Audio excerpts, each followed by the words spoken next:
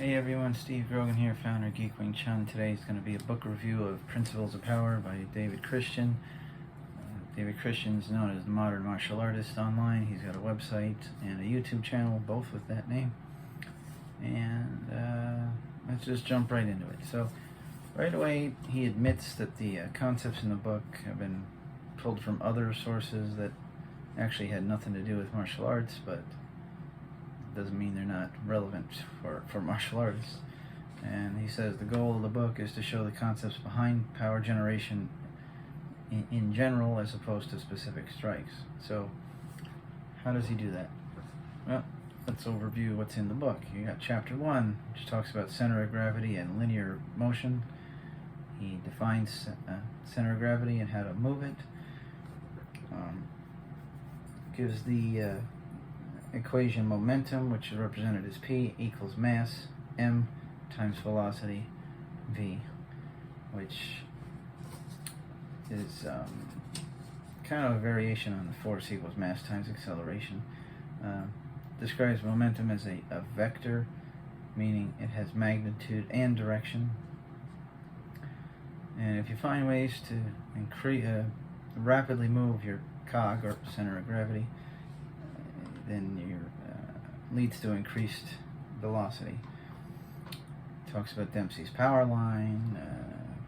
Says complementary motions can aid in the primary motion. For example, quote unquote, sitting down into a punch. And then he gives a couple pages worth of practical applications. Sorry there. Chapter 2, we talk about angular motion, manipulating center of gravity with rotation. So hook punch, that's how Tyson got such a good hook punch. So even though it seems like all the power you're getting is this, it wasn't for him because he twisted with it. So let's see, the more weight positioned away from your fulcrum, the more momentum can be generated. Here's something I've heard as well. Pulling in your limbs consolidates the center of your mass, which accelerates your rotational speed and adds torque. You can use counterbalancing to extend weapon range past the conventional length. And the farther away your weapon is from your center while rotating, the faster it travels respectively, so on and so forth. It talks about chapter 3, cohesion velocity is additive. Meaning, you say you ride a horse at 30 miles an hour. You fire an arrow, that goes 100 miles an hour. Fire an arrow while riding a horse, it travels 130 miles an hour. And then he goes over, just like the last book, or maybe it was Footwork Wins Fights. Yeah, he talks about 4 phases. He likes doing the 4-phase thing.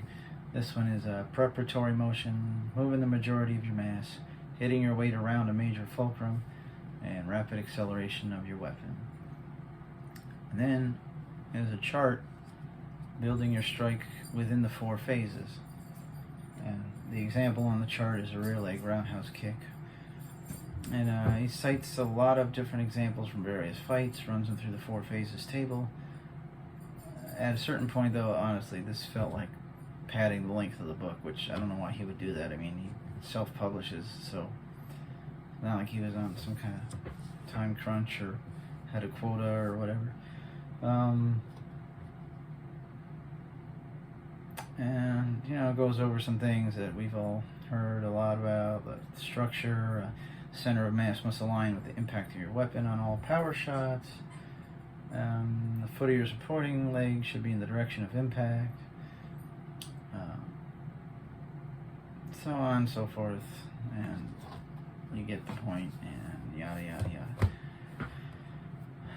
A decent, informative book. Like I said, I just don't understand the padding at the end, so, but give the guy a break. Most of it's worthwhile material, so if you want to get it, there are 2 links to do so in the description box. One goes to Amazon, and it's affiliate link, so I'll get a small commission. The other one goes to his website, where you can buy it at a lower price. Download only, though. So, thanks for watching. Hit the subscribe button, the bell icon, and I'll see you in the next video.